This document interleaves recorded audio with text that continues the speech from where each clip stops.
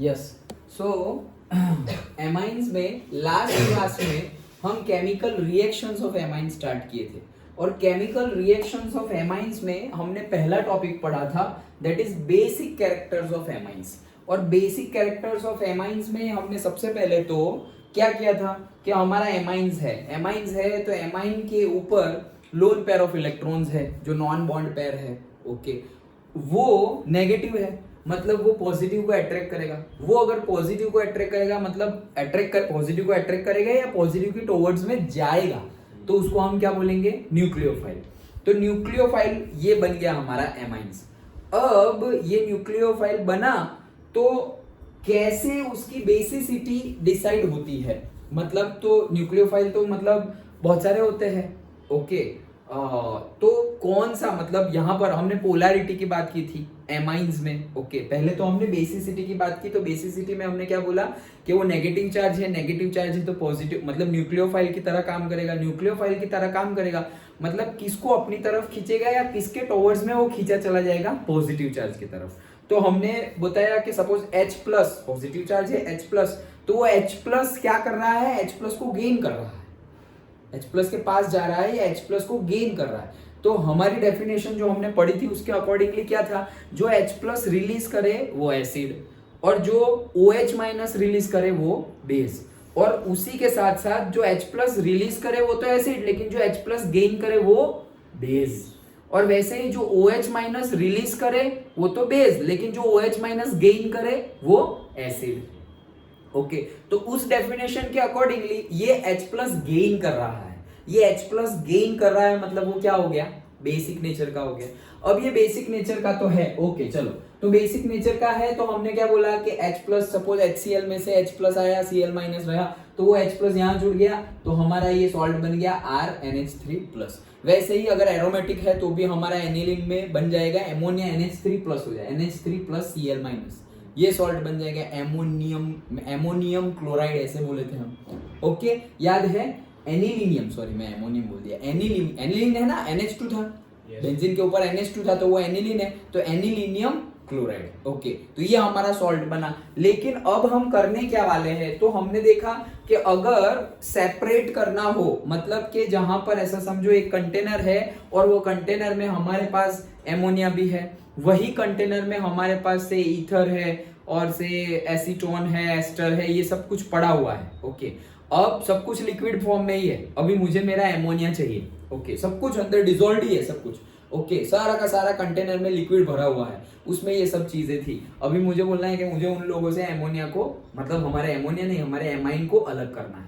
वो अलग करने के लिए ये रिएक्शन देखी थी हमने बेसिक वाली, सबसे पहले वाली। वो कौन सी कि हमारा जो एमाइन, हमारा ये जो कॉम्बिनेशन है उसमें अगर हम मतलब क्या डाल देंगे से एसिड डाल देंगे, तो अगर एमाइन है वो एसिड के साथ रिएक्ट करेगा तो एमाइन बेस है, एमाइन बेस है। अभी हमने समझा एमाइन की कैरेक्टरिस्टिक कैसी है, बेसिक। क्यों, क्योंकि वो H प्लस गेन कर रहा है इसलिए। तो अगर वो बेस है और उसमें तुम एसिड डालोगे तो acid plus base that will give you salt and water. Okay तो यहाँ पर सॉल्ट बनेगा तो ये सॉल्ट बन गया। अब ये सॉल्ट का क्या, अब ये जो बना हुआ है सॉल्ट अंदर ही बना है। हमने अभी क्या किया, वो कंटेनर में सब कुछ मिक्स पड़ा हुआ था, उसमें हमारा एमाइन भी है, हमने उसके अंदर एसिड डाल दिया, उसके अंदर एसिड डाल दिया तो हमारा जो एमाइन था उसने सॉल्ट बना दिया, अभी भी वो अंदर ही है। अब हम क्या करेंगे, अब उसके अंदर हम डाल देंगे बेस। तो सॉल्ट है और उसमें हमने डाल दिया बेस, तो सॉल्ट में अगर हमने बेस डाल दिया तो हमें हमारा एमाइन फिर से अलग मिल जाएगा पानी के साथ। अंडरस्टूड। कल हमने ये डिस्कस किया है कि सॉल्ट है हमारे पास, सॉल्ट मतलब कोई भी ये से CH3 NH3 plus Cl minus, ये हमारा सॉल्ट है। अब उसमें हमने बेस डाल दिया से NaOH, तो NaOH डाल दिया तो ये क्या है X माइनस मतलब से Cl माइनस, तो वो Cl माइनस और हमने जो NaOH डाल दिया उसका Na प्लस तो NaCl बाहर चला गया। डन। तो बाकी क्या बचा, OH, बाकी OH बचा और यहाँ पर NH3 में से एक H चला जाएगा तो यहाँ क्या बच गया RNH2, तो हमारा एमाइन मिल गया। और एक H वो OH के साथ चला गया तो वो क्या हो गया H2O। तो हमारा पानी में सॉल्यूबल, क्योंकि हमारा एमाइन जो लोअर एमाइंस होते हैं, कल हमने फिजिकल कैरेक्टरिस्टिक्स देखी सारी। ओके तो उसमें फेजेस की बात की तो जो लोअर एमाइंस होते हैं वो क्या है, वो सॉल्यूबल होते हैं, हायर वाले सॉल्यूबल नहीं होते। तो लोअर एमाइन सॉल्युबल है तो पानी में ये सॉल्युबल मिल गया। तो अब क्या करेंगे, अब सिंपली हम फिल्टर कर देंगे, तो ऊपर जो रह जाएगा वो क्या होगा, वो विदाउट एमाइन और वाटर जो भी होगा, तुमने एस्टर और ईथर जो भी लिया हो, बेंजीन कुछ भी लिया हो, ओके, वो सब कुछ ऊपर रह जाएगा और बाकी सब कुछ नीचे। बाकी सब कुछ में क्या आ जाएगा, तो हमारा एमाइन जो पानी में डिसॉल्व है वो हमें मिल जाएगा। तो मिल गया ना हमें हमारा एमाइन उससे अलग। तो सेपरेशन करने के लिए ये बेसिसिटी का हमने यूज किया, ये हमने देखा था कल। तो ये प्रोसेस देखी और सेपरेशन के लिए हमने ये बेसिसिटी का यूज किया। अब अगर हम देखें कि जो हमारे इक्विलिब्रियम जो कांस्टेंट फॉर्मूला हम लगाते हैं, फॉर्मेशन मतलब फॉर्मूला फॉर इक्विलिब्रियम कांस्टेंट, उसका फॉर्मूला लगाए, उसके बेस पे हमें इक्विलिब्रियम कांस्टेंट के मिलेगा। अब वो रिएक्शन में जैसे कि हमारा एमाइन और पानी मिला ना अभी हमें, अगर हमें एमाइन और पानी मिला तो उसके बीच में भी इक्विलिब्रियम हो जाएगा। तो उसके बीच में इक्विलिब्रियम हो जाएगा तो क्या होगा, हमें फिर से RNH3+ वाला कैटायन और OH- मिलेगा। अब यहां पर इक्विलिब्रियम रीच हो गया है, ओके। अगर इसके अंदर इक्विलिब्रियम रीच हो गया है तो इक्विलिब्रियम कांस्टेंट की वैल्यू हम डालेंगे concentration of product divided by concentration of reactant. तो H2O का कंसंट्रेशन हमने देखा कि हमारा एमाइन जो है वो वीक बेस है, बेस तो है लेकिन वीक बेस है, तो वो ज्यादा यहाँ के H2O के साथ रिएक्ट करे, H2O के साथ मतलब H+ के साथ, H+ से साथ रिएक्ट करेगा तभी तो ये बनेगा, ओके। तो वो ज्यादा रिएक्ट करेगा नहीं, मतलब इक्विलिब्रियम से पहले और इक्विलिब्रियम के बाद ये H2O का कंसंट्रेशन क्या हो जाएगा, कांस्टेंट, ऑलमोस्ट कांस्टेंट, ओके। तो वो कांस्टेंट है तो उसको इससे मल्टीप्लाई कर लिया, तो K हमारे इक्विलिब्रियम कांस्टेंट इनटू H2O का कंसंट्रेशन, उसको एक नया कांस्टेंट नाम दिया, दैट इज Kb। अभी हमें पता है कि अगर उसका नेगेटिव लॉगरिथम हम अगर ले ले तो वो बन जाएगा Pkb, ओके। तो Kb की वैल्यू पता चल गई और उसका नेगेटिव लॉगरिथम ले लिया तो उसकी वैल्यू मिल गई Pkb।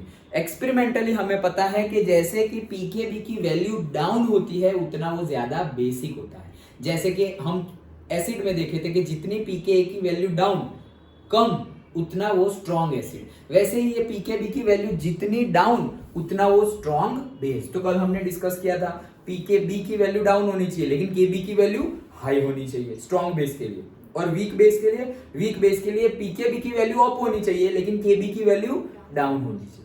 याद आया? तो ये हम कल डिस्कस किया था। उसके बाद हमने कंपेयर की थी, किसकी कंपेयर की थी, उसके बाद हमने कंपेयर की थी कि ये पीकेबी की सारी वैल्यू है, टेबल भी हमने देखा था। तो अगर हमारे पास एमोनिया है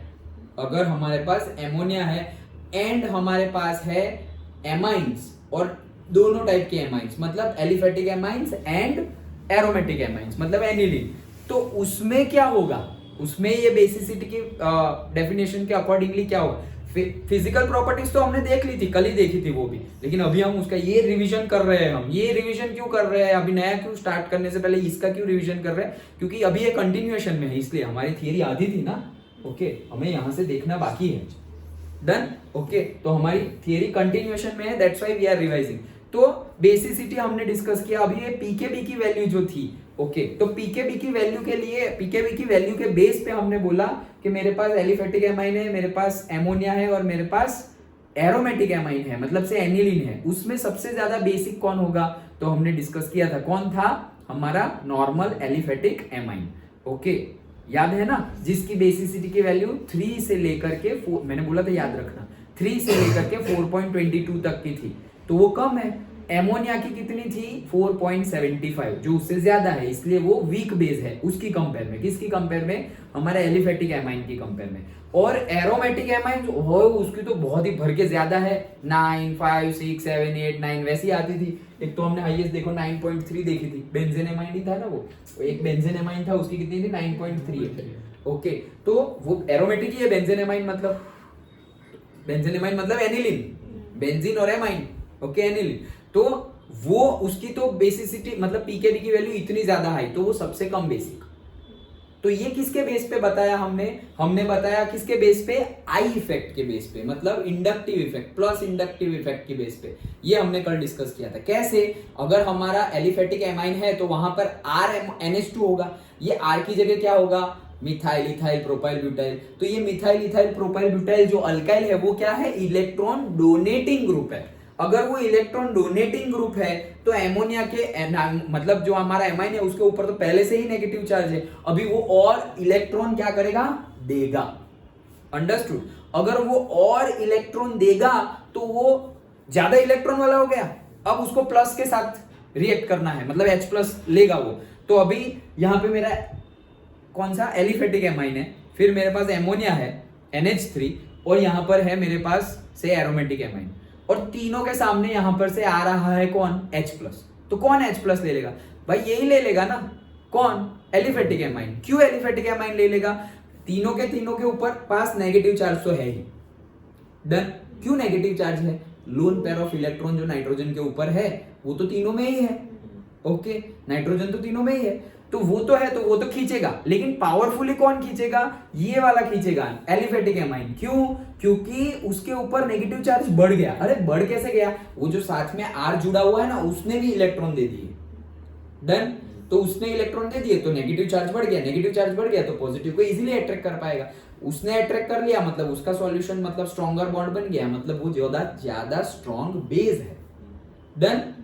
फिर ये लोग तो उससे कम, और हमारा एरोमेटिक से एनिलीन और बेंजीन वो तो सबसे लीस्ट। क्यों, वो भी हमने डिस्कस किया था, वहां पे एरोमेटिक स्ट्रक्चर है, रेजोनेंस स्ट्रक्चर है, तो वो वापस इलेक्ट्रॉन अंदर घूमते रहेंगे। तो अभी वो जो नेगेटिव चार्ज है एरोमेटिक एनिलीन है, वो एनिलीन के नाइट्रोजन के ऊपर जो लोन पेयर ऑफ इलेक्ट्रॉन है, वो बोलेगा भाई वो लोग घूम रहे तो मैं क्यों ना घूमूं, तो वो भी घूमने बीच में चला जाएगा। तो रेजोनेंस स्ट्रक्चर, जब वो अंदर घूमने चला गया तब तो नाइट्रोजन के पास नेगेटिव चार्ज नहीं है, तो उसको तो अट्रैक्ट करने की कैपेसिटी क्या हो गई, कम हो गई। अंडरस्टूड। ये हमने देखा था पॉजिटिव इंडक्टिव इफेक्ट के बदले, मतलब पॉजिटिव इंडक्टिव इफेक्ट के वजह से जो बेसिसिटी आती है वो हमने डिस्कस किया था। अंडरस्टूड। यहां तक का तो पक्का है। ओके चलो, अब हमने कल ही देखा था लास्ट में थियरी जब कंप्लीट हो रही थी तब क्या कि ये हमने इंडक्टिव इफेक्ट तो पढ़ ली, लेकिन there are other effects like solvation effect मतलब कितना सॉल्युबल होगा उसके अकॉर्डिंगली, और दूसरा है स्टेरिक हिंड्रेंस, मतलब वो जो हमने इससे पहले भी स्टेरिक हिंड्रेंस की बात की थी, स्पेस का हिंड्रेंस। स्टेरिक हिंड्रेंस मतलब जो स्पेस में से जो हिंड्रेंस मिल रहा है, स्पेशियल हिंड्रेंस बोलते थे हम उसको, रेजिस्टेंस हिंड्रेंस मतलब। ओके, तो वो है हमारा स्टेरिंग हिंड्रेंस, वो भी मैटर करता है बेसिसिटी डिसाइड करने के लिए। So which affect the basic strength of amine, just ponder over. अब हम आगे देखने वाले हैं, तो अब हम क्या देखेंगे, structure of basicity relationship of amines. क्या देखने वाले हैं, स्ट्रक्चर बेसिसिटी, मतलब स्ट्रक्चर में ही बेसिसिटी आ जाती है, किसके बेस पे, एमाइन। अब हम एमोनिया और से एलिफेटिक एमाइंस और एरोमेटिक एमाइंस उसकी कंपैरिजन ही नहीं कर रहे, हम एलिफेटिक एमाइन की ही कंपैरिजन कर रहे हैं, मतलब primary secondary tertiary like that. Understood. जैसे कि हमने बॉइलिंग पॉइंट में उनकी कंपैरिजन की थी कि primary amine, secondary amine, tertiary amine, तो वो हाइड्रोजन बॉन्डिंग बनाएगा, तो हाइड्रोजन बॉन्डिंग जो ज्यादा, जिसके पास ज्यादा H होंगे वो बनाएगा, तो प्राइमरी के पास ज्यादा H थे तो वो ज्यादा हाइड्रोजन बॉन्डिंग बनाएगा, तो उसका बॉइलिंग पॉइंट सबसे ज्यादा, फिर उससे कम सेकेंडरी का, उससे कम टर्शरी का। वैसे हमने याद रखा था, मतलब समझा था। डन। तो वैसे ही अभी हमें बेसिसिटी रिलेशनशिप निकालनी है एमाइंस के बीच में। चलो तो डिस्कस करते हैं बेसिसिटी ऑफ एमाइंस। हमारी थियरी देखो, कल हमने जो स्टार्ट किया केमिकल रिएक्शंस, उसका हेडिंग क्या था, पहले तो हमें बताया कि ये केमिकल रिएक्शन हो क्यों रही है, तो उसमें भी हमने दो चीज देखी, क्यों हो रही है, वो लोन पेयर ऑफ इलेक्ट्रॉन था, वो बातें हमने देखी थी ना कि वो अट्रैक्ट करेगा, वही चीज यहाँ पर देखी थी। Difference in the electronegativity between nitrogen and hydrogen atoms, electronegativity के बीच में क्या था, डिफरेंस था, इसलिए नाइट्रोजन खींच लेगा बॉन्डिंग का। Okay, and the presence of unshared pair of electrons, ये दो की वजह से वो नेगेटिवली चार्ज बन गया, और अगर वो नेगेटिवली चार्ज बन गया तो वो पॉजिटिव को अट्रैक्ट करेगा, पॉजिटिव को अट्रैक्ट करेगा मतलब H+ को भी अट्रैक्ट करेगा, और अगर H+ को अट्रैक्ट करेगा मतलब गेन ऑफ H+, तो गेन ऑफ H+ तो बेस होते हैं, तो ये भी क्या है, बेस ही है। और फिर हमने स्टार्ट किया basic character of amines. Done. तो ये बेसिक कैरेक्टर ऑफ एमाइन हमने पहला पूरा पढ़ लिया था कल, और आज डिस्कस भी कर लिया रिवीजन के तौर पे। अब हम डिस्कस कर रहे हैं structure basicity relationship of amines. Okay चलो, तो basicity of amines is related to their structures basic character of an amine depend upon the ease of formation of the cation by accepting a proton from the acid. मतलब क्या, कौन ज्यादा basic होगा? जो जल्दी से H+ गेन कर ले वो ज्यादा बेस। अभी तो हमने डिस्कस किया कि जिसके पास ज्यादा इलेक्ट्रॉन होंगे वो जल्दी पॉजिटिव को अट्रैक्ट कर लेगा, जिसके पास नेगेटिव चार्ज ज्यादा वो पॉजिटिव को जल्दी अट्रैक्ट कर लेगा। सिंपल, वही देखा हमने। इसीलिए तो एलिफेटिक एमाइन जल्दी अट्रैक्ट कर लेते हैं compare to the ammonia and compare to the aromatic amines. क्यों? क्योंकि जो एलिफेटिक एमाइन है उसमें जो R है, अल्काइल ग्रुप है, वो इलेक्ट्रॉन डोनेटिंग है। That's done. तो वही बेस और वही कंसेप्ट ये सेंटेंस में बताया गया है। ओके चलो, तो मतलब कैसे वो प्रोटॉन को, प्रोटॉन मतलब H+, याद है ना? ओके, प्रोटॉन मतलब H+ को कितने इजीली तुम कैच कर लोगे। तो depends upon the ease of formation of the cation. तो H+ को तुम ले लोगे तो कैटायन बनेगा। हमने अभी बनाया था NH2 था, RNH2, और फिर एक तुम H+ ले लोगे तो वो बन जाएगा RNH3, लेकिन N के ऊपर अब प्लस आ जाएगा क्योंकि अपना इलेक्ट्रॉन उसने हाइड्रोजन को दे दिया ना। डन। ओके, तो RNH3 वो कैटायन बन गया। कितना इजीली कैटायन बनेगा? जितना जल्दी इजीली बन जाए वो ज्यादा बेसिक। ओके, तो वही है। The more stable the cation is relative to the amine, more basic is the amine. मतलब जितना ज्यादा स्टेबल होगा एमाइन उतना ही वो ज्यादा स्ट्रॉन्ग बेस होगा। सिंपल है। अच्छा चलो, तो डिस्कस करते हैं अल्केन एमाइन्स वर्सेस एमोनिया। किसकी कंपेयर करने वाले हैं हम? अल्केन एमाइन्स वर्सेस एमोनिया की कंपेयर करने वाले हैं। ओके, बहुत ही इजी है। देखो, let us consider the reaction of the alkane amine in ammonia with a proton to compare their basicity. Discuss करते हैं। बहुत ही इजी है। देखो, ध्यान से रटने की कोई जरूरत नहीं है, इजीली समझ में आ जाएगा। ये है हमारा RNH2, मतलब एमाइन है, नॉर्मल एमाइन है हमारा। वो H+ गेन कर रहा है, इसलिए तो बेसिक नेचर है। अच्छा, H+ गेन किया तो क्या हुआ? ये बन गया। इसमें कोई डाउट? क्यों? क्योंकि डायरेक्टली ये दो इलेक्ट्रॉन है, वहीं तो बॉन्ड खुलेगा। ये बॉन्ड खुल गया। अच्छा, तो ये बॉन्ड खुल गया तो ये H+ आके यहाँ बैठ जाएगा। H+ आके यहाँ बैठ गया, लेकिन वो इलेक्ट्रॉन लेके आया नहीं है। तो उसने क्या किया? ये जो दो इलेक्ट्रॉन थे नाइट्रोजन के, उसमें से एक उसने ले लिया। एक उसने ले लिया तो वो प्लस का माइनस, एक प्लस और अभी एक ले लिया, मतलब एक माइनस होगा, मतलब न्यूट्रल हो गया। तो हमको क्या लिख देंगे हम? डायरेक्टली RNH3, मतलब RNH2 तो है ही, तो RNH3, लेकिन नाइट्रोजन के दो थे अभी और उसका एक हाइड्रोजन को उसने दे दिया तो उसका आ जाएगा पॉजिटिव, तो ये रहा पॉजिटिव। सिंपल। ओके, अब हम उसकी कंपेयर करने वाले हैं इसके साथ, एमोनिया के साथ। तो एमोनिया क्या है? वो RNH2 नहीं है, वो तो NH3 है। तो NH3 वो भी H+ गेन करेगा। सर अभी और कितना करेगा? इलेक्ट्रॉन है ना ये, इसलिए। अदरवाइज तो उसकी वैलेंसी तो खत्म हो गई है, लेकिन इलेक्ट्रॉन खींचेगा। ओके, तो इलेक्ट्रॉन ने खींचा उसको, तो क्या हुआ? अगेन जैसे वहां हुआ वैसे ही यहाँ हुआ। That's it. तो ये बन गया NH4+। Simple. Okay, due to the electron releasing nature of alkyl group. अभी हमने देखा अल्काइल ग्रुप का इलेक्ट्रॉन रिलीजिंग और इलेक्ट्रॉन डोनेटिंग नेचर होता है। तो इसमें R ग्रुप लगा हुआ है, इसमें R ग्रुप लगा हुआ है। इसमें है कहीं पे R? नहीं। NH4+ में कभी भी R है नहीं, दिखाई नहीं दे रहा है हमें। यहाँ पर R है। ये R है, वो क्या करेगा? इलेक्ट्रॉन डोनेट करेगा। अभी हमने देखा R इलेक्ट्रॉन डोनेट करता है, ये इलेक्ट्रॉन डोनेट करेगा, तो ये ऑलरेडी प्लस है, वो न्यूट्रल हो जाएगा। वो प्लस है, वो क्या हो जाएगा? न्यूट्रल हो जाएगा। अभी ये न्यूट्रल हो गया, ये हो गया सपोज 0। ओके, और ज्यादा डोनेट कर दिया तो ये माइनस भी हो जाएगा। अगर जितना प्लस है उतना ही डोनेट किया, एक प्लस है और एक इलेक्ट्रॉन डोनेट किया, तो वो क्या हो जाएगा? 0। लेकिन एक प्लस है और दो इलेक्ट्रॉन दे दिए, बड़ा वाला एल्काइल ले लिया है तुमने और ज्यादा इलेक्ट्रॉन दे दिए, तो वो तो नेगेटिव में चला जाएगा पूरा का पूरा। डन।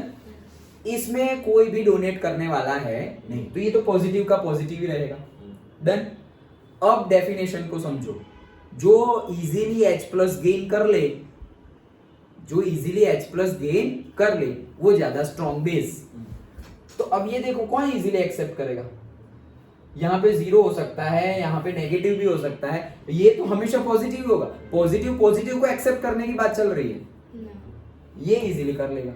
सिंपल है। ये दोनों होंगे उसमें, जैसे कि ये दोनों पड़े हुए हैं यहाँ पर, और दोनों के दोनों को अट्रैक्ट करना है किसको? H+ को। तो दोनों के दोनों H+ को अट्रैक्ट तो कर रहे हैं, लेकिन ये भाई साहब तो इलेक्ट्रॉन डोनेटिंग है। इलेक्ट्रॉन डोनेटिंग है मतलब ये ज्यादा नेगेटिव है, तो जल्दी कौन H+ को खींच लेगा? यही खींच लेगा ना। यहाँ पर तो ऐसे डोनेट करने वाला कोई है ही नहीं, तो उसका चार्ज तो जैसा था वैसा ही है, उसमें ना बढ़ा ना कम हुआ। लेकिन इसका चार्ज क्या हो गया? जितना था पॉजिटिव चार्ज जितना था वो कम हो गया, और पॉजिटिव चार्ज कम हो गया मतलब नेगेटिव हो गया, और नेगेटिव हो गया वो पॉजिटिव को जल्दी अट्रैक्ट कर लेगा। सिंपल है, कोई डाउट नहीं। ओके चलो, तो सिंपल एकदम एग्जांपल था। सो से इफ आर पुशेस, अब ये जो हमने समझा ना उसी को लिखा हुआ है, लेकिन कंसेप्ट समझ गए कि हमारे पास एमाइन है, हमारे पास एमोनिया है, दोनों को H+ गेन करना है, दोनों को H+ हमने दे दिए, जो बना वो भी लिख दिया।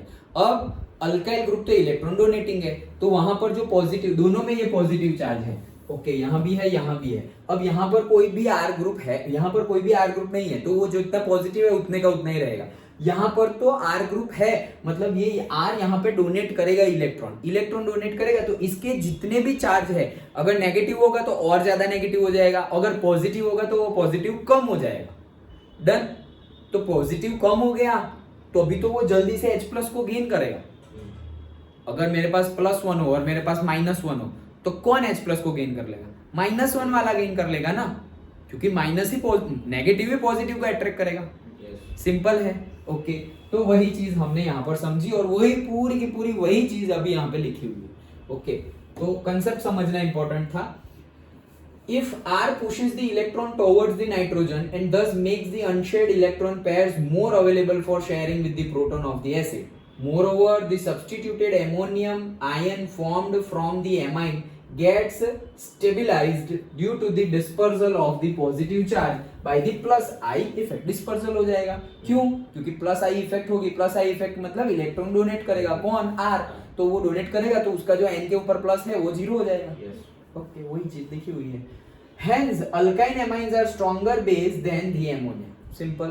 एमोनिया से अल्काइन एमाइन स्ट्रॉन्गर बेस है, वो तो अभी भी हमने देखा था, अभी ऊपर भी हमने यही बात की थी, अभी हमने रिवीजन में देखा ना।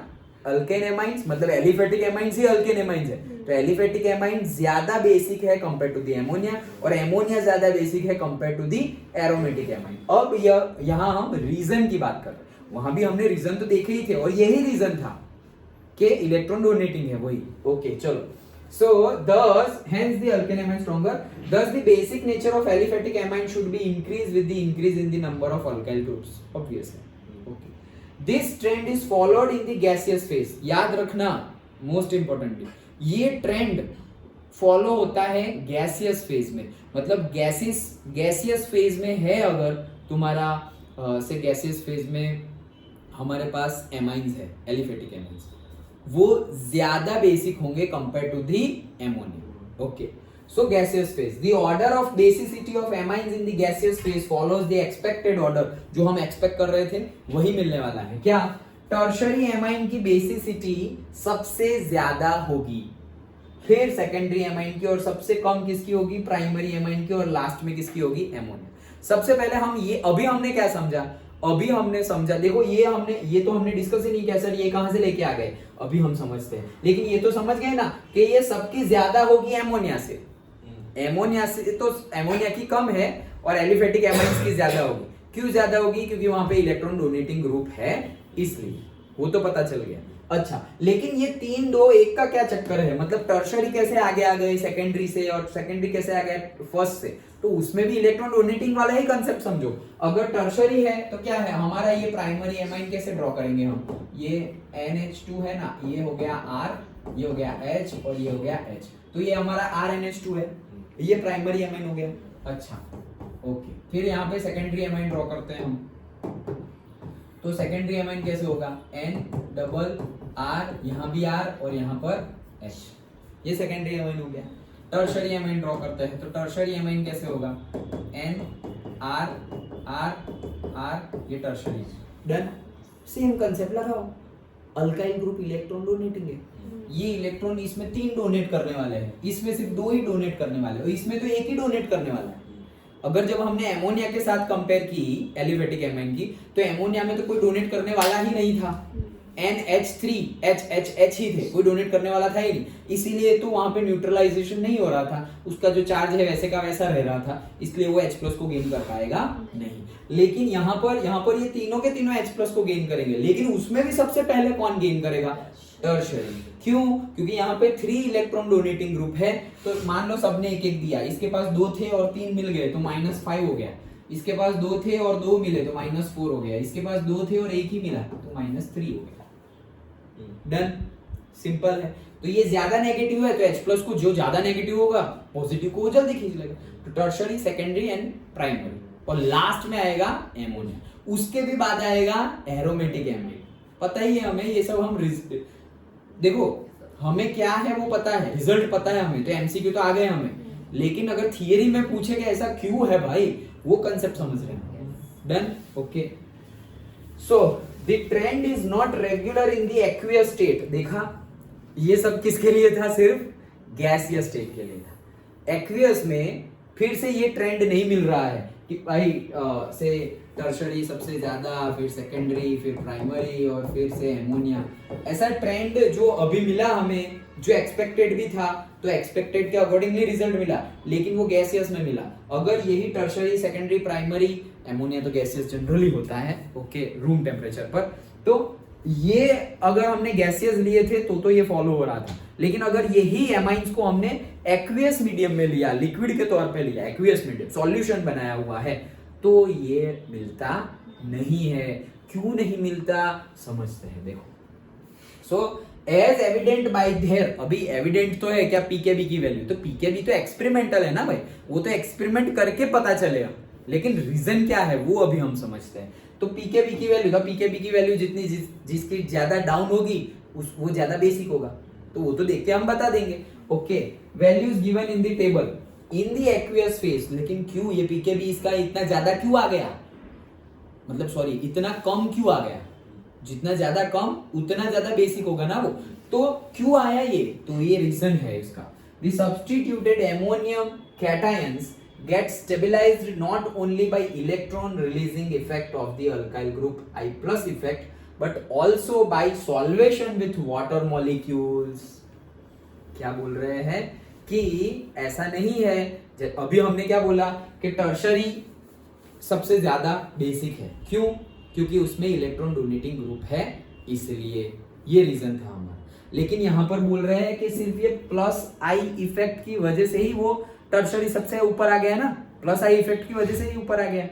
लेकिन सिर्फ ये +I इफेक्ट ये अल्काइल ग्रुप ही डोनेट करते हैं ऐसा है नहीं। तो और कौन डोनेट करता है? हमारा पानी में जो OH होता है वो, ऑक्सीजन के पास भी लोन पेयर ऑफ इलेक्ट्रॉन्स है, ऑक्सीजन के पास है ना लोन पेयर ऑफ इलेक्ट्रॉन्स, तो पानी में क्या होगा? पानी में होगा H+ और OH-। तो अगर OH- भी अगर जुड़े हुए होंगे ज्यादा, OH- अगर ज्यादा जुड़े हुए होंगे तो वो ज्यादा स्टेबल है, और वो ज्यादा स्टेबल है तो वो ज्यादा बेसिक है। तो OH- कहां ज्यादा जुड़ सकते हैं? जहां पे ज्यादा H होंगे। ओके, देखो देखते हैं, क्योंकि H और O के बीच में H बॉन्ड बन जाएगा ना। ओके, तो वही चीज हमें समझनी है। +I effect but not only by electron releasing effect of the alkyl group but also by the solvation with the water molecules। तो वाटर मॉलिक्यूल के साथ सॉल्वेशन कैसे होगा? जितने ज्यादा H बॉन्ड बनेंगे उतना ज्यादा सॉल्युबल होगा वो, तो वही चीज समझनी है। The greater the size of the ion the lesser will be the solvation. जितना बड़ा आयन होगा ना, बड़ा, greater is the size of the ion, the lesser will be the solvation. वो तो पता ही है हमें, क्यों? मान लो हमारे पास अल्काइल एमाइन है, मतलब वो मिथाइल एमाइन है, और दूसरा है ब्यूटाइल एमाइन, तो उसमें किस में मॉलिक्यूलर मास ज्यादा होगा? ब्यूटाइल एमाइन में कार्बन के कंटेंट ज्यादा है, कार्बन के नंबर ज्यादा है, तो वो ज्यादा बिगर साइज का हो गया ना। तो बिगर साइज का होगा तो ऑब्वियसली ज्यादा मास है तो सॉल्युबल कम होगा कंपेयर टू दी कम नंबर ऑफ कार्बन वाला एमाइन होगा वो। सिंपल समझ में आ रहा है? यहाँ पर से ये क्लीन कर दो। अब यहाँ पर एक कार्बन है, ओके, और फिर हमारा NH2 है, और यहाँ पर से ये 4-5 कार्बन है, और फिर है हमारा एमाइन। डन।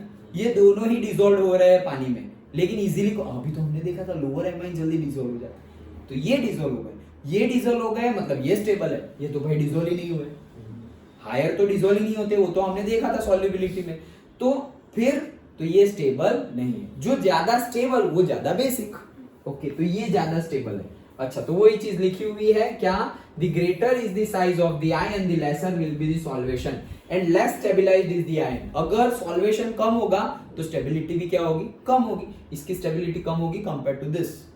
ओके, चलो the order of the stability of ions are as follows. तो आयंस की स्टेबिलिटी कौन से ऑर्डर में होगी? देखो इजी है, समझ लो तो कुछ भी मतलब ऐसे रट्टा नहीं मारना पड़ेगा।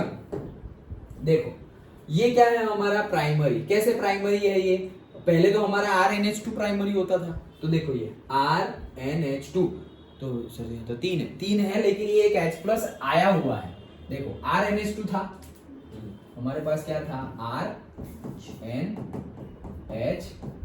ये है हमारा प्राइमरी है।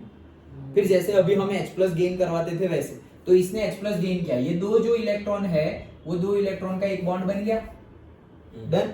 अभी H प्लस आने वाला है, उसके पास इलेक्ट्रॉन नहीं है तो वो आ जाएगा यहाँ पर, बोलेगा मेरे पास तो इलेक्ट्रॉन नहीं है। नाइट्रोजन बोलेगा मैं अपना दे दूंगा, नाइट्रोजन अपना इलेक्ट्रॉन दे देगा तो ये हो गया पॉजिटिव। ये भाई साहब आ गए, उसने एक इलेक्ट्रॉन नाइट्रोजन के पास से लिया, उसका तो पॉजिटिव था तो वो एक ले लिया, मतलब नेगेटिव हो गया, मतलब वो न्यूट्रल हो गया तो ये हो गया H। यही तो कब से कर रहे हैं हम। तो ये बन गया हमारा कैटायन। एक हमारे प्राइमरी एमाइन ने एक H प्लस गेन किया और हमारा बन गया कैटायन। अच्छा, अब इसमें जुड़ेंगे हमारे OH। ओके, क्यों? क्योंकि जितने ज्यादा H बॉन्ड बनेंगे उतनी ज्यादा सॉल्युबिलिटी, जितनी ज्यादा सॉल्युबिलिटी उतना स्टेबल बनेगा और जितना ज्यादा स्टेबल उतना ज्यादा बेसिक। तो यहां देखो ना, अब H और O के बीच में बॉन्ड बनना है, OH बॉन्ड। H बॉन्ड जो हमारा बनेगा वो किसके बीच में बनेगा? H और O के बीच में H बॉन्ड बनेगा। तो यहाँ पर एक O कनेक्ट हो सकता है, O मतलब अकेला O नहीं, OH, लेकिन हम तो O के ही साथ देखेंगे। यहाँ पर भी एक हो सकता है, यहाँ पर भी एक O हो सकता है। तो देखो सब जगह OH2 OH2 OH2 OH2 लिखा है, OH2। सर सीधा सीधा लिख दो ना H2O तो लिख सकते हैं, लेकिन फिर तुम H को कनेक्ट मत कर देना H से, इसलिए उल्टा लिखा हुआ है, नहीं तो वो H2O ही है। कर क्या रहे हम? सॉल्वेशन। अरे सॉल्वेशन किस में करेंगे? पानी में, और कहां पे? तो ये पानी डाला हुआ है तो H2O H2O H2O, लेकिन कनेक्ट कहां होंगे? वो जहां पर H है वहां, जहां पर R है वहां पे कनेक्ट होंगे नहीं। तो अब देखो यहाँ पर ये सेकेंडरी एमाइन है। सेकेंडरी एमाइन कैसा होता था याद करो, N R R और H, ये हमारा सेकेंडरी एमाइन है। अब यहाँ पर एक H प्लस गेन होगा तो ये दो इलेक्ट्रॉन का एक बॉन्ड हो गया और H प्लस आ रहा है, अगेन वही सेम मेथड। तो H प्लस यहाँ आ गया तो यहाँ न्यूट्रल हो जाएगा क्योंकि नाइट्रोजन के इलेक्ट्रॉन उसने ले लिए, नाइट्रोजन ने अपना एक दे दिया तो वो क्या हो गया? पॉजिटिव। ये बन गया। डन, यही बना है। देखो 2R HH HH बन गया है ये सेकेंडरी एमाइन। अब उसको पानी में डालो, पानी में डालेंगे तो H बॉन्ड बनेगा। H बॉन्ड किसके बीच में बनेगा? O और H के बीच में। तो जहां H होगा वहीं पे O जाएगा ना। तो H कहां कहां पर है? सर यहाँ है तो यहाँ जाएगा OH2, यहाँ है तो यहाँ भी जाएगा OH2। सर यहाँ भी जाता था वहां पे, तो वहां पे तीसरा H था, यहाँ पे H नहीं है तो ये आ गया। और फिर लास्ट में एक ही जगह पे आएगा। तो ज्यादा सॉल्युबल कौन होगा? जिसमें ज्यादा H बॉन्ड है। तो ज्यादा, यहाँ तो एक ही है, यहाँ पर 2 है और यहाँ पर 3 है, तो वो ज्यादा सॉल्युबल होगा। जो ज्यादा सॉल्युबल उसकी बेसिसिटी उतनी ज्यादा। तो ज्यादा बेसिसिटी किसकी आई? प्राइमरी की सबसे ज्यादा, फिर सेकेंडरी की और लास्ट में टर्शरी की। और गैसेस में उल्टा था, गैसेस में टर्शरी की सबसे ज्यादा आई। क्यों? क्योंकि टर्शरी में R था और R क्या करता है? इलेक्ट्रॉन डोनेट करता है और प्लस आई इफेक्ट शो करता है। प्लस आई इफेक्ट शो करेगा तो वो ज्यादा नेगेटिव चार्ज हो जाएगा, ज्यादा नेगेटिव चार्ज हो जाएगा तो वो पॉजिटिव को जल्दी अट्रैक्ट कर लेगा। तो वो इंडक्टिव इफेक्ट के बेस पे हमारा जो सीक्वेंस है, हमारा जो ऑर्डर है वो अलग आया। और सॉल्वेशन इफेक्ट की अकॉर्डिंगली हमारा आंसर अलग आएगा। तो इसका कोई एक आंसर नहीं है, तुम्हें पहले चेक करना पड़ेगा कि एमाइन में तुम्हें पूछा क्या है, सॉल्वेशन के बेस पे पूछा है या इंडक्टिव इफेक्ट के बेस पे पूछा है। और वो भी ना गिवन हो तो उल्टा कान पकड़ के पूछे, क्या पूछेंगे? गैसेस के लिए पूछा है या एक्वियस के लिए पूछा है। तो गैसेस के लिए पूछा हो तो तुम्हें इंडक्टिव इफेक्ट देखनी है, और अगर लिक्विड और एक्वियस के लिए पूछा है तो तुम्हें एक्वियस तो पानी में डालना ही पड़ेगा, तब तुम्हें सॉल्वेशन इफेक्ट देखना। डन। तो 3 to 1 और 1 to 3 ऐसा है। ओके, हाँ चलो। तो देखो लिखा हुआ है decrease in the order of extent of H bond in water and order of stability of ions by the solvation, वो बताया गया है। Okay, greater is the stability of the substituted ammonium cation, stronger should be the corresponding amine as a base. ये हमने पढ़ लिया, जितना ज्यादा स्टेबल सॉल्यूबल, जितना ज्यादा सॉल्यूबल उतना ज्यादा स्टेबल, और जितना ज्यादा स्टेबल उतना ज्यादा स्ट्रॉन्ग वो बेस। डन। ये सब मैं बोल तो रहा हूं, तुम समझ भी रहे हो, लेकिन तुम्हें ऐसा लगे कि शायद हम भूल जाएंगे तो लिख लेना नोट में, चालू क्लास में ही। कुछ बड़ा पैराग्राफ लिखने की जरूरत नहीं, नोट के तौर पे भी। अच्छा हाँ चलो, ज्यादा स्टेबिलिटी तो ज्यादा बेसिक, ऐसे लाइक दैट। ओके, अगर ऐसा लगे तो याद ही रह रहा है और तुम डेली पढ़ ही लोगे यार, तुम्हें पता ही है, तो नॉट एन इश्यू। ओके हाँ चलो। Thus the order of basicity of aliphatic amine should be primary पहले, फिर secondary, फिर tertiary, लेकिन कब? aqueous medium में। Okay, which is opposite to the inductive effect based order, obviously. Secondly, when the alkyl group is small like CH3 group, there is no steric। अच्छा चलो, यहाँ second point खत्म होता है। पहला point inductive effect की base पे basicity, अच्छा वो हमने पहले ही देख लिया था। आज क्या देखा? आज हमने देखा सॉल्वेशन इफेक्ट की वजह से बेसिसिटी, उसका ऑर्डर अलग ही आया। अब थर्ड वाला स्टार्ट कर रहे हैं, that is steric hindrance, special hindrance. Done. Okay चलो, तो when the alkyl group is small, मतलब जब अल्काइल ग्रुप स्मॉल होगा, मिथाइल इथाइल जैसा, CH3 group, there is no steric hindrance to the H bonding. भाई ज्यादा हिंड्रेंस नहीं होगा, क्यों? छोटा सा तो है। Okay, in case of the alkyl group is bigger than CH3 group, there will be steric hindrance to the H bonding। मतलब जो H आने वाला है, H प्लस जो हम लेने वाले, H प्लस लेंगे तभी तो बेस होगा, तो जो H प्लस लेने वाले हैं उसमें अवरोध, उसमें रेजिस्टेंस, उसमें हिंड्रेंस होगा। हिंड्रेंस कौन पैदा कर रहा है? ये अल्काइल ग्रुप। जितना छोटा होगा उतना हिंड्रेंस छोटा, और जितना बड़ा होगा उतना हिंड्रेंस बड़ा। सिंपल। ओके, तो CH3 group, there will be steric hindrance to the H bonding. Therefore, the change of nature of the alkyl group from CH3 to C2H5 results in the change of the order of the basic strength. Okay, तो उसकी basic strength क्या हो जाएगी? Change हो जाएगी। मतलब कि अगर मैं तुम्हें बता दूं तो क्या होगा, जैसे कि ऐसा समझो, यहाँ पर है हमारा कार्बन कार्बन कार्बन, और यहाँ पर है हमारा NH2। डन।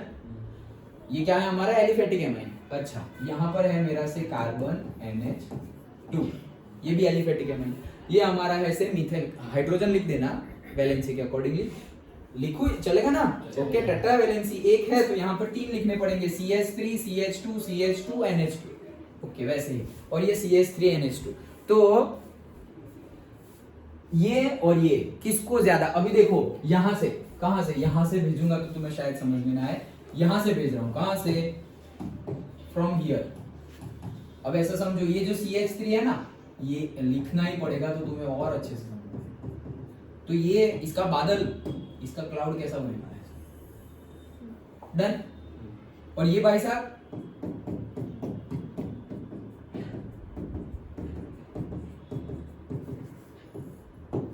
इसका क्लाउड कैसा बनेगा? ऐसे। अब ये H प्लस को घुसना है अंदर, ऐसे उसकी जगह है ही नहीं, लेकिन उसको घुसना है, अटैक करना है नाइट्रोजन पे। यहां पर भी नाइट्रोजन को अटैक करेगा, यहां पर भी नाइट्रोजन को अटैक करेगा, लेकिन नाइट्रोजन यहां तक पहुंचने के लिए तुम्हें पहले मुझसे मिलना पड़ेगा, लाइक दैट। ओके, तो ये H प्लस को पहले इनसे मिलना पड़ेगा, ये H प्लस को पहले इनसे मिलना पड़ेगा। तो कौन ज्यादा फाइट मारेगा? ये लोग तो आने ही नहीं देंगे उसको, वो इनको थोड़ा बहुत इधर उधर करके घुस जाएगा। तो मतलब स्टेरिक हिंड्रेंस, स्पेशल हिंड्रेंस, मतलब ऐसा समझो ये पेड़ है, तो यहाँ पे एक छोटा से पेड़ को क्रॉस करके आना है, और यहाँ पर पूरा जंगल है, जितने ज्यादा कार्बन उतना बड़ा जंगल। ओके, तो वो स्टेरिक हिंड्रेंस, स्पेशल हिंड्रेंस, मतलब ये स्पेस में जो रेजिस्टेंस होगा वो, तो इसके लिए ज्यादा है, इसके लिए ज्यादा है, तो दोनों ही H प्लस गेन करेंगे, दोनों ही बेसिक है। लेकिन ये दोनों में ज्यादा बेसिक कौन है? तो ये दोनों ही प्राइमरी है। देखो, दोनों प्राइमरी, ये भी प्राइमरी एमाइन, ये भी प्राइमरी एमाइन, NH2 ही है, दोनों प्राइमरी एमाइन, लेकिन ये दोनों में ज्यादा बेसिक कौन? तो स्टेरिक हिंड्रेंस इसका ज्यादा है और इसका कम है। मतलब H प्लस को गेन करना है, ये जल्दी कर लेगा, ये कम कर लेगा। जो जल्दी H प्लस गेन करेगा वो ज्यादा स्ट्रॉन्ग बेस। डन। तो ये ज्यादा स्ट्रॉन्ग बेस है। प्राइमरी एमाइन, मतलब दोनों प्राइमरी है, बट जिसके कम कार्बन होंगे लोअर अल्काइल होना चाहिए, लोअर अल्काइल। ये मिथाइल है और ये क्या है, प्रोपाइल है, कोई हेक्साइल होगा, तो हेक्साइल की कंपेयर में ये फिर ज्यादा बेसिक हो जाएगा प्रोपाइल एमाइन। प्रोपाइल एमाइन के रिस्पेक्ट में मिथाइल एमाइन, इथाइल एमाइन ज्यादा बेसिक हो जाएंगे। क्यों? वो जल्दी H+ गेन कर लेंगे। क्यों? क्योंकि उनका स्टेरिक हिंड्रेंस कम है। सिंपल। ओके चलो, तो ये स्टेरिक हिंड्रेंस की बात थी। of the alkyl group which decides the basic strength of the alkyne amines in the aqueous state. The order of basic strength in the case of methyl substituted amines and ethyl substituted amines in the aqueous solution is as follows. Okay, तो अब ये तो समझ में आ गया तुम्हें पक्का। अब तीनों के ऊपर बेस, ओके, तीनों के तीनों ऊपर बेस में तुम्हें बता रहा हूं कि मतलब तीनों के तीनों मतलब क्या, जो 3 कंसेप्ट हमने समझे बेसिसिटी के, हमने 3 कंसेप्ट समझे। एक होता है plus I effect, negative I effect. Negative में तो कुछ है ही नहीं, अगर वो तुम्हारी एनिलीन थी उसमें तुमने नाइट्रो ग्रुप डाल दिया इलेक्ट्रॉन विड्रॉइंग वाला, तो वो नेगेटिव आई इफेक्ट हो जाएगा। उसकी तो हमने बात की नहीं, अगर हो तो ऐसा होगा। ओके, वो पूछ सकते हैं। नहीं तो CH3 OCH3 ये लोग लगे हुए हो, जैसे बेंजीन के ऊपर टोल्यूइन जैसा CH3 लगा हुआ, वो वापस इलेक्ट्रॉन डोनेटिंग हो जाएगा। अंडरस्टूड? तो electron donating group, electron withdrawing group, उसके अकॉर्डिंगली हम अपना आंसर चेंज करेंगे। अदरवाइज कैसा है, अदरवाइज हमने प्लस आई इफेक्ट के अकॉर्डिंगली बेसिसिटी डिस्कस की। हमने फिर आज क्या डिस्कस किया, हमने सॉल्वेशन इफेक्ट के अकॉर्डिंगली बेसिसिटी डिस्कस की। एंड थर्ड अभी क्या डिस्कस किया, स्टेरिक हिंड्रेंस के बेस पर बेसिसिटी डिस्कस की। डन। अब ये तीनों के तीनों कंसेप्ट के ऊपर बेसिसिटी डिस्कस करके, प्रैक्टिकल करके, सिर्फ थियरिटिकल कंसेप्ट के ऊपर नहीं, प्रैक्टिकल करके जो हमें आंसर मिले हैं, that is comparison between methyl amine and ethyl amine. Comparison between methyl amine and ethyl amine, कौन ज्यादा बेसिक होंगे, ये क्वेश्चन बहुत बार पूछा जाता है और स्टूडेंट कंफ्यूज हो जाते हैं कि भाई तीनों में थोड़ा बहुत अलग अलग है। अब तुम तीनों एक साथ लगाओगे तो कौन सा कंसेप्ट है? जैसे कि हमने तो सिर्फ गैसेस लिया और एक्वियस लिया, वहीं पे ही चेंज हो गया। वहां पे 3 टर्शरी सबसे ज्यादा, फिर सेकेंडरी, फिर प्राइमरी, और फिर अभी सॉल्वेशन लिया तो प्राइमरी सबसे ज्यादा बेसिसिटी हो गई उसकी।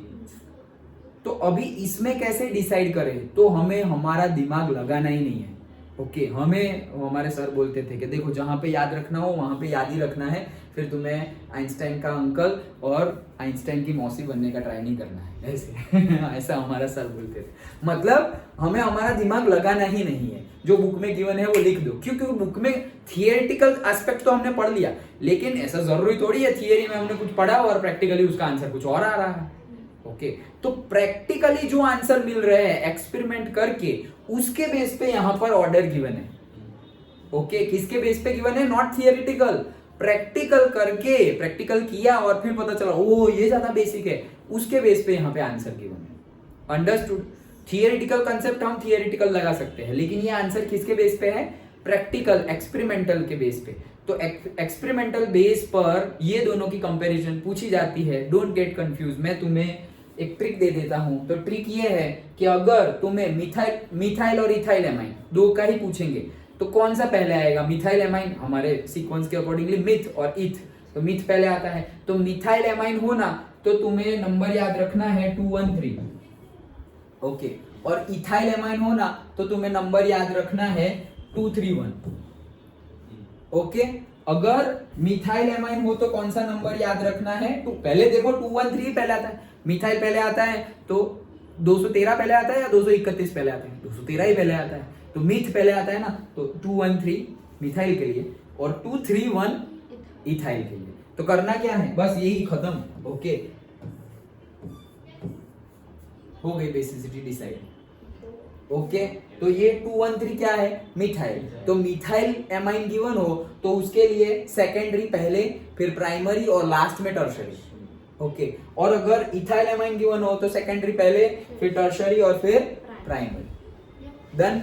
ओके, तो देखो यहां पर है हमारा कौन से इथाइल है, C2H5 इथाइल हो गया। ओके, देखो यहां पर कैसे गिवन है, C2H5 के 2 मॉलिक्यूल गिवन है, मतलब 2 जगह लगे हुए होंगे ना, N की 3 वैलेंसी पे लगे हुए होंगे, तो एक जगह पे तो H लगा हुआ है, दूसरे 2 जगह पे क्या लगा हुआ है? दोनों जगह पे इथाइल लगे हुए हैं। यहाँ पर दोनों जगह पर, यहाँ तीनों जगह पर इथाइल, मतलब तीनों जगह पर। यहाँ पर देखो हमारा NH2 मतलब प्राइमरी था, तो ये हो गया, कहाँ गया, ये हो गया हमारा प्राइमरी, ये हो गया हमारा टर्शरी, N है सिर्फ, और NH हमारा हो गया सेकेंडरी। तो आ गया ना 2। ये NH मतलब देखो समझ में आ रहा है या नहीं, वो हमें वो ड्रॉ, ये तो आ गया समझ में आ रहा है ना। हाँ, ये क्या है हमारा जो हम ड्रॉ करते हैं, जैसे ये N, फिर ये क्या है तो भाई C2H5, यहाँ क्या है तो C2H5, और यहाँ 2 हो गए, और यहाँ क्या है H।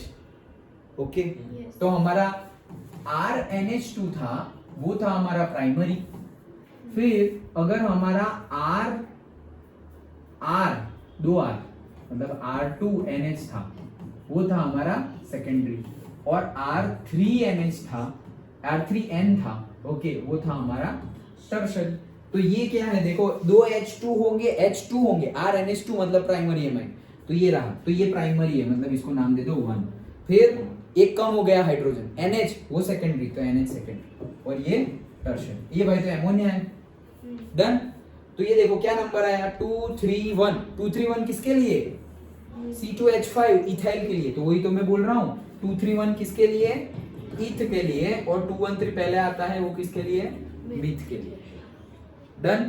तो यहाँ पे हमें थियोरेटिकल कंसेप्ट नहीं लगाना है। ये आंसर किसके बेस पे है, प्रैक्टिकल बेस पे है। नहीं तो थियोरेटिकल तो हम लगा ही सकते हैं ना भाई, कि अगर स्टेरिक हिंड्रेंस किसका ज्यादा होगा तो भाई इथाइल एमाइन का ज्यादा होगा compare to the methyl amine.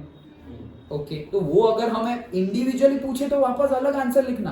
तुम्हें अगर पूछे कि भाई स्टेरिक हिंड्रेंस के बेस पे बताओ कि इथाइल एमाइन और मिथाइल एमाइन में से किसकी बेसिसिटी ज्यादा है, तो किसकी ज्यादा होगी, मिथाइल एमाइन की ज्यादा होगी, क्योंकि इथाइल एमाइन का स्टेरिक हिंड्रेंस ज्यादा होगी। सिंपल है।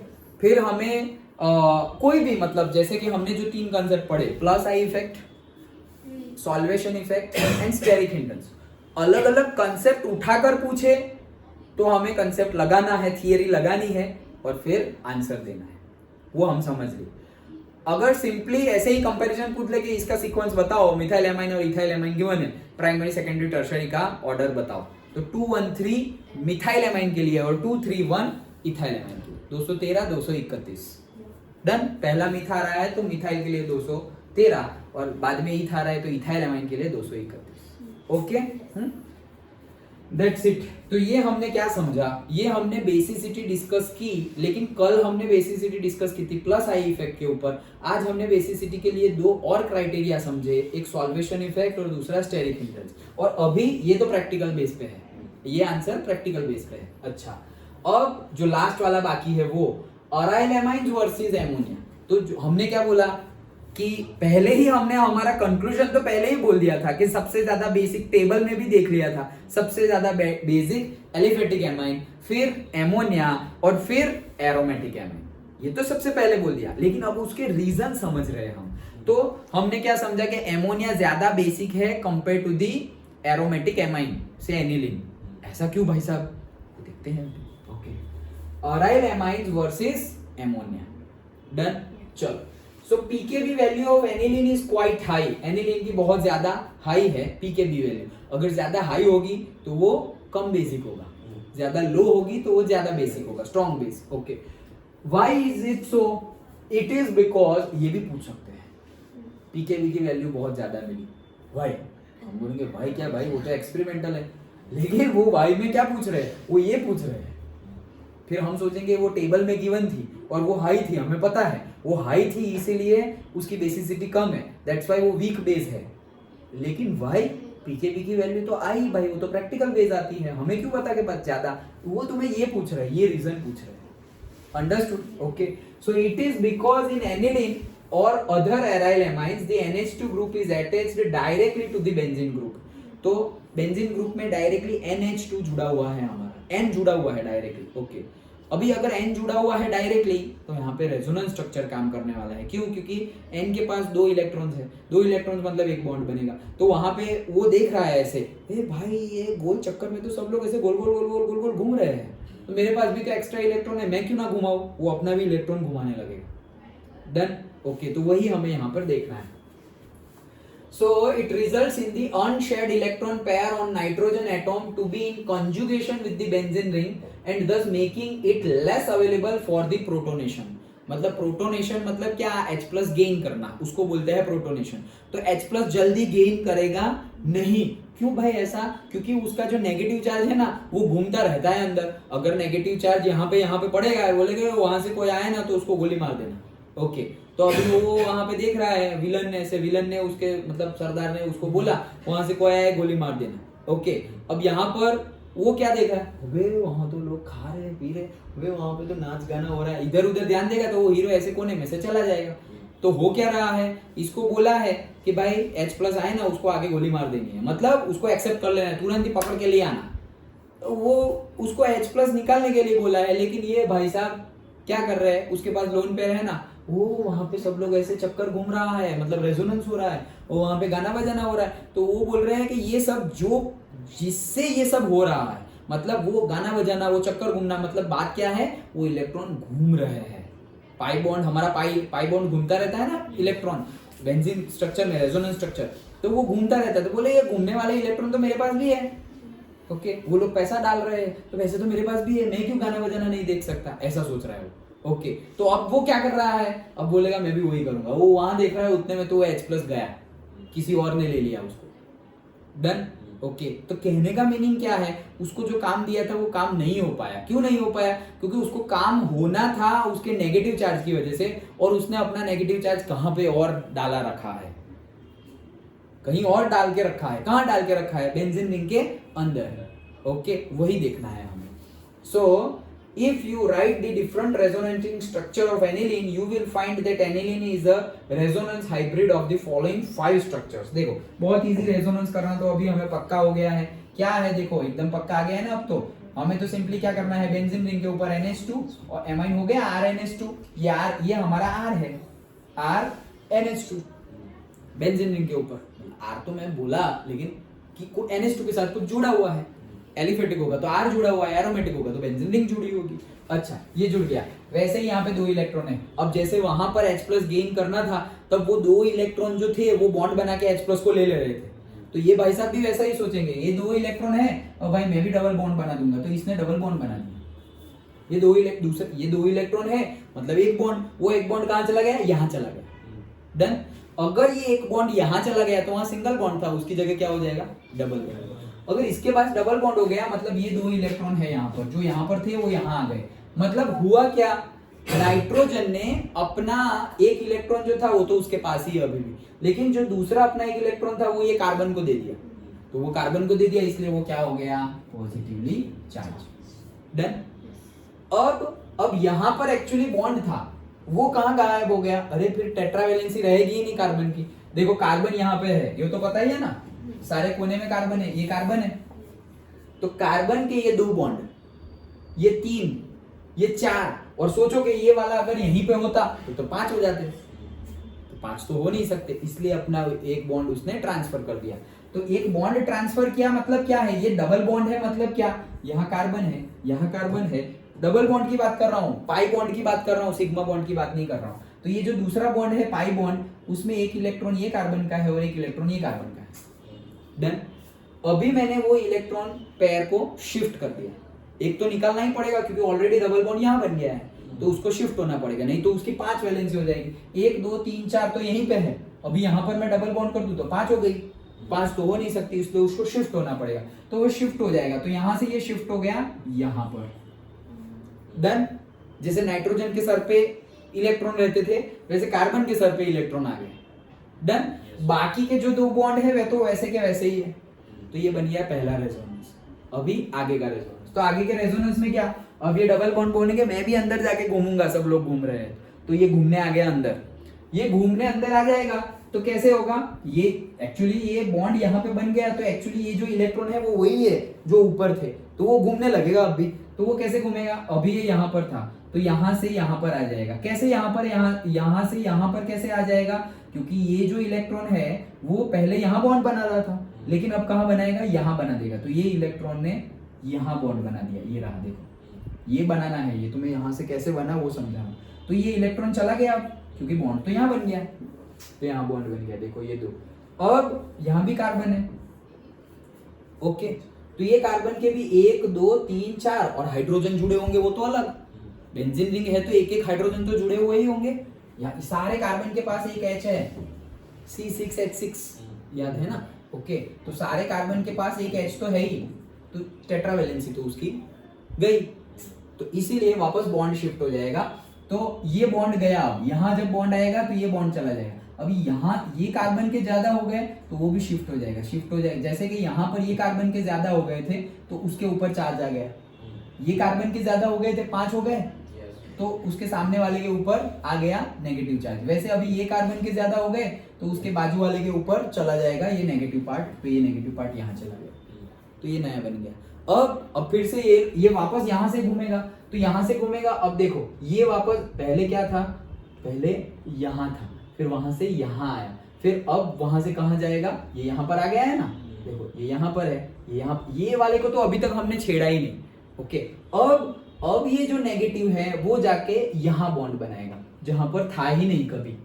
देखो यहाँ पे बॉन्ड ही नहीं है, यहाँ पे बॉन्ड ही नहीं है, लेकिन अब यहाँ पे बॉन्ड आएगा, क्यों? क्योंकि इसके पास एक्स्ट्रा आ गए ना भाई। डन, तो वो यहाँ पे बॉन्ड बना देंगे, तो वो रहा यहाँ पे बॉन्ड। अब इसको हम नहीं छेड़ेंगे, इसको भी नहीं छोड़ेंगे, लेकिन जब यहाँ पे बॉन्ड बना तो इसके वापस 5 हो गए, एक हाइड्रोजन तो है ही, तो 1 2 3 4, और यहाँ पर जो बॉन्ड, ये इलेक्ट्रॉन अगर वहां पर होता तो 5 हो जाते, सिंपल है। तो इसने क्या किया, फिर यहाँ से फिर वापस वो शिफ्ट हो जाएगा, तो ये नेगेटिव चार्ज जो यहाँ पर था वो नेगेटिव चार्ज, ये बॉन्ड यहाँ शिफ्ट होने की वजह से नेगेटिव चार्ज ऊपर चला गया, तो यहाँ से ये हो गया, और ये इलेक्ट्रॉन फिर वापस बोलेगा कि नहीं भाई यहाँ से भी मैं और घूमूंगा, तो यहाँ से और घूमूंगा तो यहाँ आ जाएगा, यहाँ आ गया तो यहाँ डबल बॉन्ड बनेगा, लेकिन डबल बॉन्ड तो ऑलरेडी है वहां पर, तो फिर वे डबल बॉन्ड के इलेक्ट्रॉन वापस ऊपर चले जाएंगे, तो ये रहे वापस ऊपर चले गए। अंडरस्टूड? तो ये जो हमारा पहला था वो यहाँ पे हमें फिर से मिल गया, तो टोटल 5 रेजोनेंस स्ट्रक्चर बन गए। डन, अभी हमने पढ़ा है क्या कि रेजोनेंस स्ट्रक्चर, देखो एक्चुअली ये समझ में आ गया, कहीं पर भी डाउट है क्या? देखो सिंपली हमें क्या करना है, ये जो हमारा स्ट्रक्चर था, ये 2 इलेक्ट्रॉन यहाँ आ गए तो यहाँ डबल बॉन्ड बन गया, अब यहाँ डबल बॉन्ड बन गया तो ये इलेक्ट्रॉन को अब घुमाते रहो, तो पहले ऑर्थो पे घुमाते रहे थे, ये रहा, अब ये दोनों को नहीं छेड़ा, वो जैसे थे वैसे ही।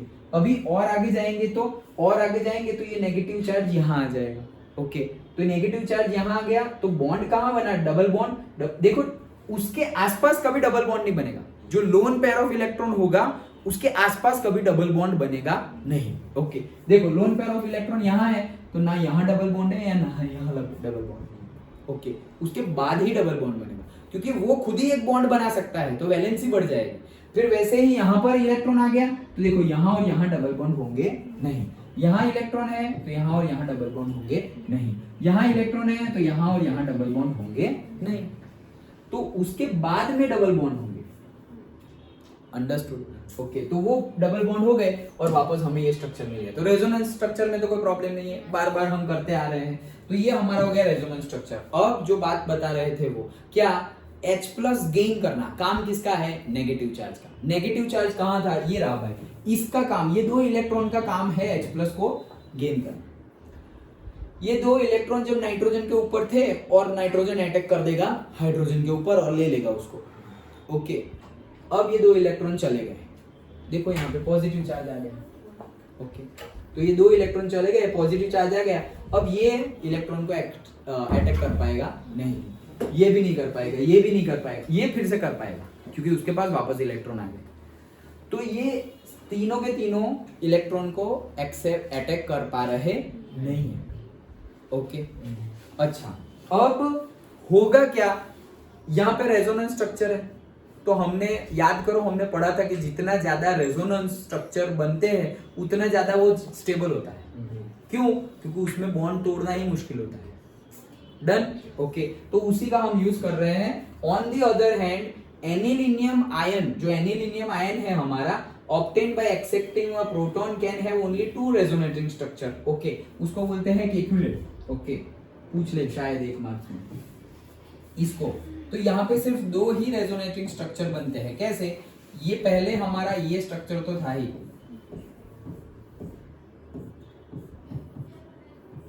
NH2 ये स्ट्रक्चर था हमारा। अब H प्लस आ रहा है, H प्लस आएगा तो ये 2 बॉन्ड है, उसका एक इलेक्ट्रॉन, एक बॉन्ड बनेगा, H आ गया और ये N, तो ये आ गया NH3 बन गया। डन? इसमें से क्या होगा, तो इसमें से ज्यादा क्या होगा, ये तो यहाँ पर है ही, अब बॉन्ड शिफ्ट होगा, तो बॉन्ड शिफ्ट होगा तो जहां यहाँ था उसकी जगह यहाँ आ जाएगा, तो यहाँ था उसकी जगह यहाँ, यहाँ यहाँ आ गया। बस अब इसमें से क्या होगा, इसमें से आगे वापस यही आ जाएगा। तो सिर्फ दो ही बन रहा है। किसमें दो बन रहे हैं, जब एनिलीन लिया हुआ है और जब एनिलीन H प्लस को एक्सेप्ट करता है। ओके, तो हमारा ये जो कैटायन बन रहा है एनिलीनियम कैटायन, वो अब देखो ये कैसे करेगा, इसके तो स्ट्रक्चर कम बने ना, रेजोनेटिंग स्ट्रक्चर कम बने। So we know that greater the number of resonating structure greater is the stability. जितनी ज्यादा रेजोनेटिंग स्ट्रक्चर होगी उतनी ज्यादा स्टेबिलिटी होगी, हमने पढ़ा हुआ है। तो स्टेबिलिटी अभी तो हमने पढ़ा, जितनी ज्यादा स्टेबिलिटी उतनी बेसिसिटी ज्यादा। Okay, so thus you can infer that aniline is more stable than anilinium ion. Hence the proton acceptability or the basic nature of aniline or other aromatic amines would be less than that of the ammonia. मतलब कि ये क्यों less than, अभी देखो, hence the proton acceptability or basic nature of aniline or other aromatic amines would be less than that of the ammonia. Ammonia के respect में उसकी कम होगी, वो तो हमने पहले ही देख लिया था कि एमोनिया के रिस्पेक्ट में क्यों कम होगी। ओके, वहां पे हमने रीजन क्या दिया था, वहां पे हमने रीजन ये दिया था कि एरोमेटिक स्ट्रक्चर जो होता है वहां पर भी क्या होता है, इलेक्ट्रॉन वो विड्रॉइंग ग्रुप है, ये जो एरोमेटिक ग्रुप है वो इलेक्ट्रॉन विड्रॉइंग ग्रुप है। तो ये जो N लगा हुआ है, मतलब जो N के पास ये जो दो इलेक्ट्रॉन है, ये इलेक्ट्रॉन विड्रॉइंग तो है, तो अभी तो ये दो इलेक्ट्रॉन यहाँ पे आके घूमने लगे और नाइट्रोजन के पास से चले गए। ओके, तो इलेक्ट्रॉन विड्रॉइंग ग्रुप लगे हुए हैं, तो इलेक्ट्रॉन विड्रॉइंग ग्रुप, जैसे इलेक्ट्रॉन डोनेटिंग ग्रुप लगे थे तो वो ज्यादा स्टेबल बन जाता था, इलेक्ट्रॉन विड्रॉइंग लगे तो वो तो कम स्टेबल बन जाएगा। रेजोनेंस स्ट्रक्चर के रिस्पेक्ट में ज्यादा स्टेबल है, लेकिन इलेक्ट्रॉन विड्रॉइंग कंसेप्ट के अकॉर्डिंगली, माइनस आई इफेक्ट के अकॉर्डिंगली वो कम स्टेबल है। अंडरस्टूड? रेजोनेटिंग स्ट्रक्चर के कंसेप्ट में वो ज्यादा स्टेबल है। देखो एक ही चीज, लेकिन कंसेप्ट अलग अलग लगाओगे तो स्टेबिलिटी बदल जाएगी। अगर तुम इसमें ही अगर तुम रेजोनेटिंग स्ट्रक्चर का कंसेप्ट लगाओगे तो वो स्टेबिलिटी ज्यादा है, लेकिन अगर तुम इलेक्ट्रॉन विड्रॉइंग मतलब माइनस आई इफेक्ट का कंसेप्ट लगाओगे तो उसकी स्टेबिलिटी कम हो जाएगी। डन?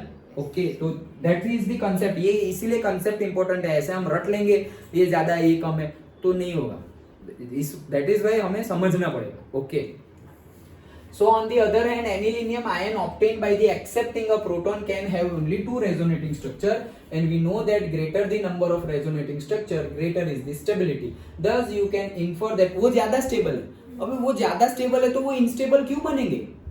अगर कोई ऑलरेडी ज्यादा स्टेबल है तो वो H प्लस गेन करके इनस्टेबल क्यों बनेंगे?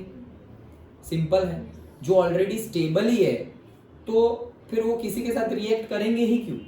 इन दोनों की कंपेयर कर रहे हैं, इन दोनों की, इनकी और इनकी कंपेयर कर रहे हैं। तो अगर ये ज्यादा स्टेबल है इसकी कंपेयर में, तो फिर वो कैसा रहना पसंद करेंगे? ऐसा ही रहना पसंद करेंगे ना, वो ऐसा तो बनने की ट्राई नहीं करेंगे। वो ऐसा कब बनेंगे? अभी एक और H प्लस दे दो तुम इसको तो ये बन जाएगा। फिर इसको तुम और एक H प्लस दे दो तो यही बनेगा ना, इसमें से ही तो ये बनता है। लेकिन वो लेगा नहीं, क्यों नहीं लेगा? भाई मैं खुद ज्यादा स्टेबल हूं मेरा रेजोनेटिंग स्ट्रक्चर की वजह से, तो वो H प्लस गेन करने वाला नहीं। सिंपल। ओके, तो वही चीज बता रहे हैं। हाँ, so in case of substituted aniline, अब देखो वो आया सब्स्टिट्यूटेड एनिलीन, मतलब उसके साथ कुछ जुड़ा हुआ है। ओके, मतलब कोई ग्रुप जुड़ा हुआ है डोनेटिंग और withdrawing. Substituted aniline, it is observed that electron releasing group like OCH3, CH3 donating group, okay, increases the basic strength. Obviously, क्योंकि वो इलेक्ट्रॉन डोनेट करते हैं, हमने पहले भी देखा। Whereas the electron withdrawing group like NO2, SO3H, COOH और -X मतलब Cl, Br, कुछ भी जुड़ा हुआ हो, decreases. तो वहां पे कंपैरिजन में ये सेंटेंस का यूज कर लेंगे कि ये एनिलीन है, ये भी एनिलीन है, ये एनिलीन में नीचे लगा हुआ है से OCH3 और ये एनिलीन में नीचे लगा हुआ है Cl। बताओ कौन ज्यादा बेसिक है? ऐसा। ओके, और कंफ्यूज करने के लिए कुछ और भी दे देंगे, कंफ्यूज करने के लिए कि इसका पीकेवी का वैल्यू ये है, इसका पीकेवी का वैल्यू स्टेरिक हिंड्रेंस ये वो। लेकिन यहाँ पे तुम्हें वो सब बाकी चीजें देखनी ही नहीं है, तुम्हें कंसेप्ट को पकड़ना है। कंसेप्ट क्या है कि अगर इलेक्ट्रॉन विड्रॉ, यहाँ पे प्लस आई इफेक्ट और माइनस आई इफेक्ट का ही कंसेप्ट है, क्योंकि तुम्हें दोनों एनिलीन ही गिवन है। बेंजीन NH2, बेंजीन NH2, लेकिन एक पे लगा हुआ है ऐसे OCH3 और दूसरे पे लगा हुआ है ऐसे Cl। तो Cl तो इलेक्ट्रॉन विड्रॉइंग ग्रुप है और OCH3 इलेक्ट्रॉन डोनेटिंग है। हमने पहले ही समझा इलेक्ट्रॉन डोनेटिंग होगा तो ज्यादा स्टेबल हो जाएगा, ज्यादा स्टेबल मतलब H+ को इजीली गेन कर पाएगा। डन, समझ में आ गया? ओके, तो वही चीज यहाँ पर समझाइए। तो ज्यादा OCH3 CH3 जल्दी से इलेक्ट्रॉन को H+ को गेन कर लेगा, इसलिए H+ को गेन कर लेगा, ज्यादा स्टेबल हो जाएगा, ज्यादा स्टेबल हो जाएगा तो बेसिसिटी बढ़ जाएगी, तो इसकी बेसिसिटी बढ़ जाएगी। Okay, whereas electron withdrawing group उसका डिक्रीज करेगा बेसिसिटी। समझ में आया? तो ये हमारा पहला पूरा बेसिक नेचर कंप्लीट हुआ। लेकिन बेसिक नेचर में हमने क्या क्या देखा, देखो कल जो देखा था उसका रिवीजन आज हमने किया। आज हमने क्या क्या देखा, आज हमने पहले तो सॉल्वेशन की बात की। ओके, कि सॉल्वेशन की वजह से भी बेसिसिटी पे चेंज होता है। ओके, फिर दूसरा, और सॉल्वेशन में वो गैसेस के लिए देखा था हमने, plus I effect minus I effect. अभी सॉल्वेशन की बात की तो पूरा का पूरा ऑर्डर चेंज हो गया। प्राइमरी सबसे ज्यादा बेसिक, फिर सेकेंडरी और लास्ट में टर्शरी, और उसके लास्ट में एमोनिया, सबसे लास्ट में एमोनिया, ऐसा हमने देखा।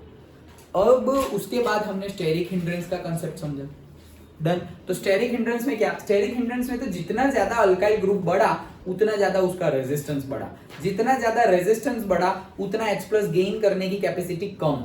तो जितना जिसकी H+ गेन करने की कैपेसिटी ज्यादा होगी, मतलब जिसका स्टेरिक हिंड्रेंस कम होगा, वो जल्दी से H+ गेन कर लेगा। जो जल्दी से H+ गेन कर लेगा वो ज्यादा स्टेबल हो जाएगा, और जो ज्यादा स्टेबल हो जाएगा वो ज्यादा बेसिक नेचर का होगा। डन, तो स्टेरिक हिंड्रेंस का कंसेप्ट भी समझा। फिर स्टेरिक हिंड्रेंस के कंसेप्ट के बाद हमने और एक कंसेप्ट समझा, कौन सा, मिथाइल एमाइन और इथाइल एमाइन की कंपैरिजन।